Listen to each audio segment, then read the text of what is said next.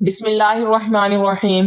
آپ کا نام خدیجہ تھا، سلسلہ نسب کچھ اس طرح ہے: خدیجہ بنت خالد بن اسد بن عبد العزیٰ بن قصی بن کلاب۔ آپ رضی اللہ تعالی عنہ کا نسب چوتھی پشت میں آپ صلی اللہ علیہ وسلم کے ساتھ مل جاتا ہے۔ آپ کا تعلق قبیلہ قریش کی شاخ بنو اسد سے تھا۔ بنو اسد اپنی شرافت، ایمانداری اور کاروباری معاملات کی وجہ سے لوگوں کی نگاہ میں قابل عزت و احترام تھا۔ آپ رضی اللہ تعالی عنہ بچپن ہی سے نہایت نیک تھیں اور مزاجاً شریف الطبع خاتون تھی۔ مکارم اخلاق کا پیکر جمیل تھی۔ رحم دلی، غریب پروری اور سخاوت آپ کی امتیازی خصوصیات تھیں۔ یہاں تک کہ زمانہ جاہلیت میں آپ طاہرہ یعنی پاک دامن کے لقب سے مشہور تھیں۔ مالدار گھرانے میں پرورش پانے کی وجہ سے دولت و ثروت بھی خوب تھا۔ علاوہ عظیم حسن صورت اور حسن سیرت میں بھی اپنی ہم عصر خواتین میں ممتاز تھیں۔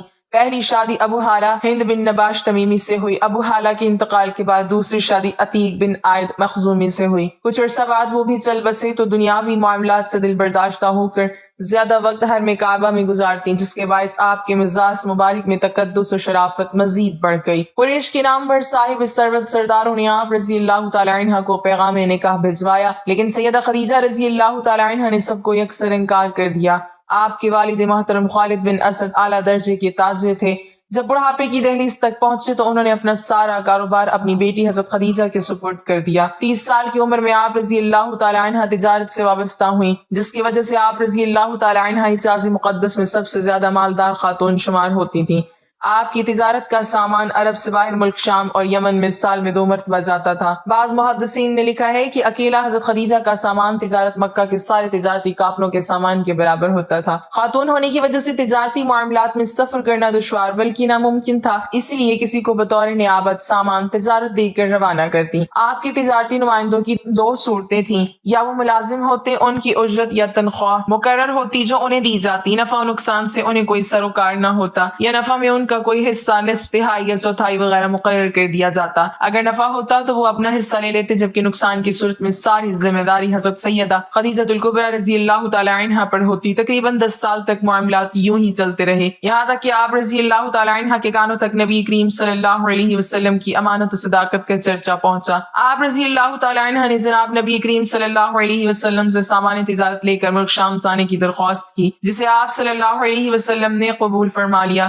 اس دوران آپ رضی اللہ تعالی عنہ نے اپنے غلام میسرہ کو خصوصی ہدایت کی کہ وہ آپ صلی اللہ علیہ وسلم کے کسی معاملے میں دخل اندازی نہ کرے۔ اس تجارتی سفر میں اللہ تعالیٰ نے بے حد برکت دی اور نفع پہلے سے دگنا ہوا۔ چونکہ میسرہ دوران اس سفر قریب سے آپ صلی اللہ علیہ وسلم کی حسن اخلاق، معصومانہ سیرت کا تجربہ اور معاملہ فہمی کا مشاہدہ کر چکا تھا، اس لیے اس نے برملا اس کا اظہار کرتے ہوئے ام المومنین سیدہ خدیجہ رضی اللہ تعالی عنہ کو بتلایا کہ آپ صلی اللہ علیہ وسلم نہایت معاملہ ہم تجربہ کار، خوش اخلاق، دیانتدار، ایماندار، شریف النفس اور مدبر شخص ہیں۔ آپ صلی اللہ علیہ وسلم نے واپس پہنچ کر تجارتی معاملات کا عمدہ حساب پیش کیا، جس سے ام المومنین سیدہ خدیجہ رضی اللہ تعالی عنہ بہت متاثر ہوئیں۔ ام المومنین سیدہ خدیجہ رضی اللہ تعالی عنہ کی طرف سے رسول اللہ صلی اللہ علیہ وسلم کی خدمت میں یعلا بن امیہ کی بہن نفیسہ بنت امیہ پیغام نکاح لے کر گئیں۔ نفیسہ کا بیان ہے کہ میں آپ کے پاس آئی اور کہا کہ آپ نکاح کیوں نہیں کر لیتے؟ آپ نے فرمایا کہ میں نادار اور خالی ہاتھ ہوں، کس طرح نکاح کر سکتا ہوں؟ میں نے کہا کہ اگر کوئی ایسی عورت آپ سے نکاح کرنے کی خواہش مند ہو جو ظاہری حسن و جمال اور طبعی شرافت کے علاوہ دولت مند بھی ہو اور آپ کی ضروریات کی کفالت کرنے پر بھی خوش دلی سے آمادہ ہو، تو آپ اس سے نکاح کر لینا پسند کریں گے؟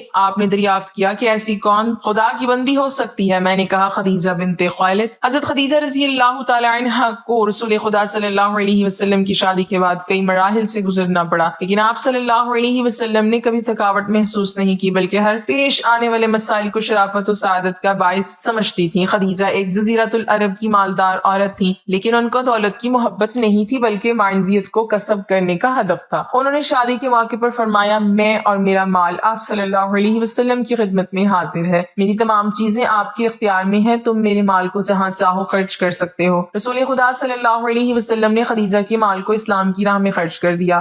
حضرت صلی اللہ علیہ وسلم کو زبردستی شعیب ابو طالب میں جانا پڑا اور مشرکین نے مسلمانوں سے اقتصادی رابطہ قطع کر دیا۔ خدیجہ نے تمام مال مسلمانوں کی نجات کے لیے خرچ کر دیا۔ شعیب ابو طالب میں کھانا بھیجنے کے لیے حکیم بن حزام کی خدمت حاصل کی گئی۔ ایک دفعہ حکیم بن حزام اپنے غلام کے ساتھ شعیب ابو طالب میں گندم لے جا رہے تھے کہ راستے میں ابو جہل مل گیا۔ ابو جہل نے اس سے کہا، یہ بنی ہاشم کے لیے لے جا رہے ہو، مگر ہرگز اجازت نہیں دوں گا بلکہ تجھے مکہ میں رسوا کروں گا۔ ابو البختری ابو جہل کا بھائی پہنچ گیا، وہ ابو جہل سے کہتا یہ کھانا خدیجہ کا ہے، کیا تم خدیجہ کا مال لے جانے سے منع کر رہے ہو؟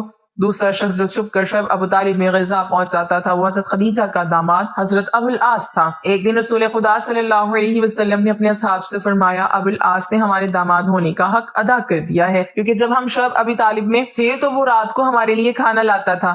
آج کل عورتوں کے لیے درس عبرت ہے جو مال و دولت کو جمع کرنے کے چکر میں ہے۔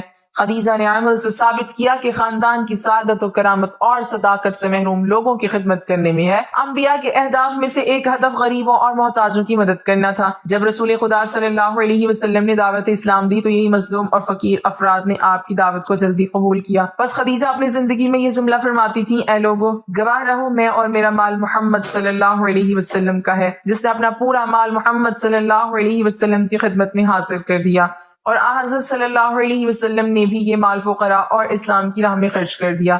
لہٰذا حضرت صلی اللہ علیہ وسلم بعثت کے پہلے سالوں میں یہ فرمایا کرتے تھے، خدیجہ کے مال سے بڑھ کر مجھے کسی اور مال میں نفع نہیں ہوا۔ عاصمہ بنت امیس خدیجہ کی آخری عمر کی لحظات میں ان کے ساتھ تھیں۔ وہ کہتی ہیں خدیجہ رو رہی تھی اور میں نے عرض کیا، اے خدیجہ کیوں رو رہی ہو؟ تم نبی صلی اللہ علیہ وسلم کی بیوی اور بہترین عورتوں میں سے ہو، تجھے جنت کی بشارت دی گئی ہے۔ خدیجہ نے فرمایا، اے عاصمہ میں اپنی بیٹی زہرا کے لیے رو رہی ہوں، کیونکہ میری بیٹی زہرا کو شادی کی رات ماں کی ضرورت ہوگی، میری بیٹی فاطمہ کی ماں اس وقت نہیں ہوگی۔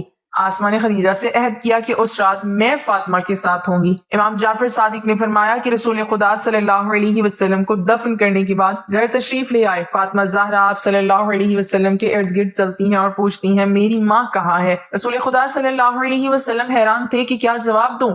جبرائیل نازل ہوا اور حضرت صلی اللہ علیہ وسلم سے فرمایا، اے رسول صلی اللہ علیہ وسلم تم یہ کہو کہ تیری ماں جنت میں آسیہ اور مریم کے ساتھ ہے۔ یہ سن کر فاطمہ کو سکون آیا اور فرمایا خداوند سلام ہے اور اس سے سلام اور اس کی طرف سلام ہے۔ جب حضرت سیدہ خدیجہ رضی اللہ تعالی عنہا پر نزع کا عالم طاری ہوا تو نبی کریم صلی اللہ علیہ وسلم نے فرمایا، کیا سکرات یعنی موت کی شدت تمہیں ناگوار ہے؟ واللہ تمہارے لیے یہ شدت مفید ہے۔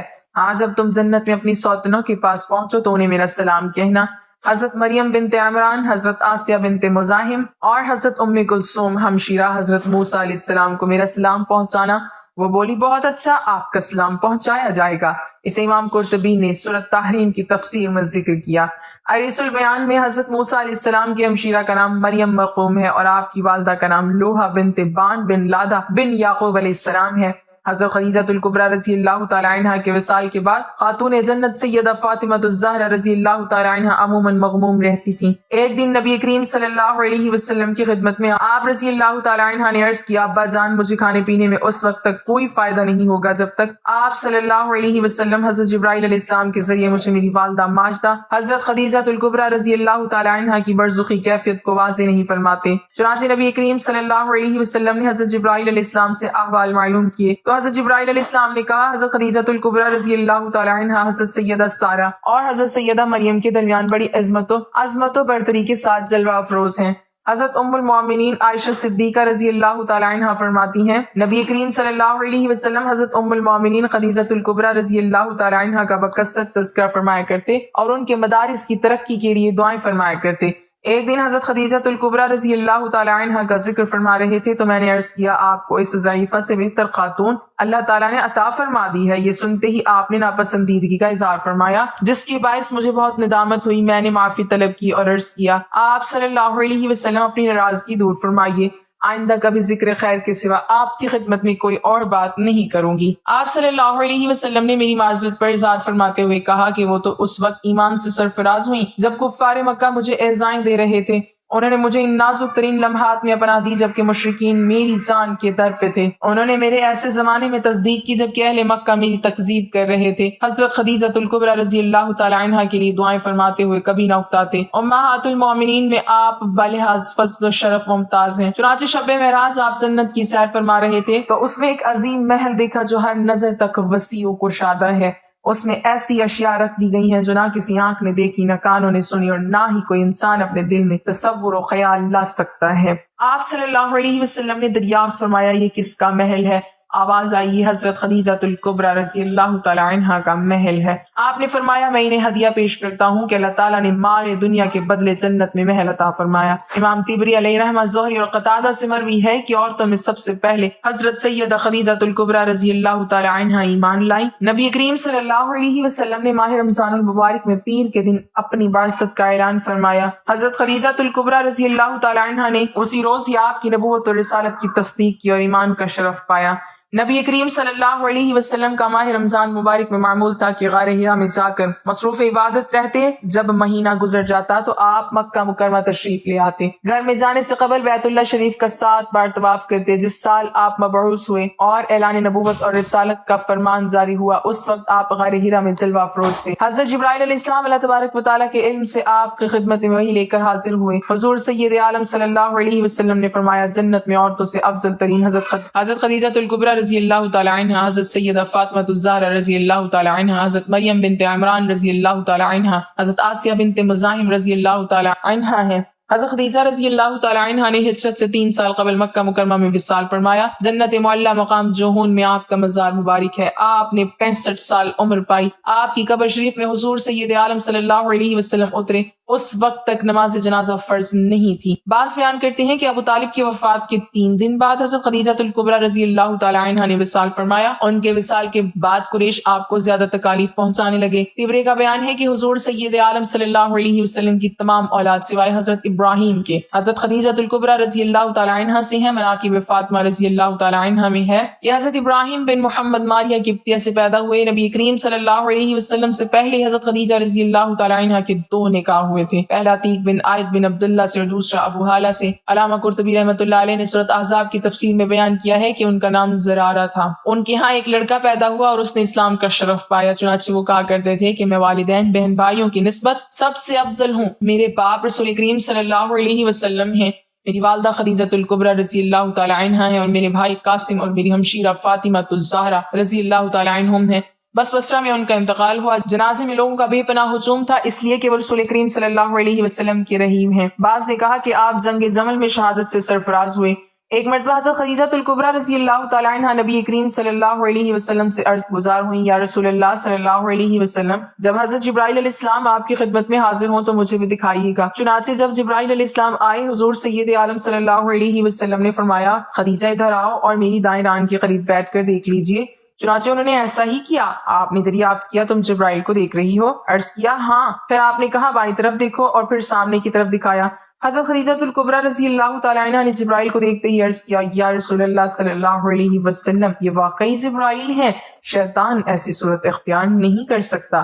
پھر حضرت خدیجہ الکبریٰ رضی اللہ تعالیٰ عنہا نے لباس تبدیل کیا اور اپنے چچا زاد بھائی ورقہ بن نوفل کے پاس گئیں۔ ان سے آپ کی تمام کیفیات بیان کی۔ وہ بولے خدائے قدوس کی قسم جس کے قبضہ قدرت میں میری جان ہے، باخدا اگر تم ان باتوں میں سچی ہو تو سمجھ لو یہ وہی ناموس اکبر آئے تھے جو حضرت موسیٰ علیہ السلام کے پاس آیا کرتے تھے۔ پھر ورقہ بن نوفل آپ صلی اللہ علیہ وسلم کی خدمت میں حاضر ہوئے اور آپ کے سر اقدس کو چوم لیا۔ حضرت خدیجہ رضی اللہ تعالیٰ عنہا کا انتقال رمضان المبارک کے مہینے میں ہوا تھا، لیکن آپ کا نماز جنازہ نہیں پڑھایا گیا تھا، اور نماز جنازہ نہ پڑھنے کی وجہ یہ تھی کہ اس وقت کوئی بھی نماز فرض نہیں ہوئی تھی اور نہ ہی نماز جنازہ پڑھانے کے حوالے سے کوئی احکامات آئے تھے۔ اور جب آپ کا انتقال ہوا تو اس وقت 11 رمضان المبارک تھا، اور رمضان کا مہینہ ہونے کے باوجود کوئی فرد بھی روزے سے نہ تھا، اور اس کی وجہ بھی یہ تھی کہ اس وقت روزے فرض نہیں کیے گئے تھے۔ خود نبی کریم صلی اللہ علیہ وسلم ان کی قبر میں اترے اور اپنے ہاتھوں سے اپنی زوجہ محترمہ کو قبر میں اتارا۔ سیدہ خدیجہ رضی اللہ تعالیٰ عنہا نبوت کے 10ویں سال بنی ہاشم کے شعب ابی طالب سے نکلنے کے بعد فوت ہوئیں۔ آپ 65 سال کی عمر میں اس دار فانی سے رخصت ہوئیں۔ آپ کی جنت معلیٰ میں تدفین کی گئی۔ آپ کا نام نامی خدیجہ کنیت ام ہند تھی، والد کا نام خالد بن اسد تھا۔ اللہ پاک ہمیں بہتر عمل کرنے کی توفیق عطا فرمائے۔ میرا سنانا اور آپ کا سننا اپنی بارگاہ الہی میں قبول و منظور فرمائے، آمین۔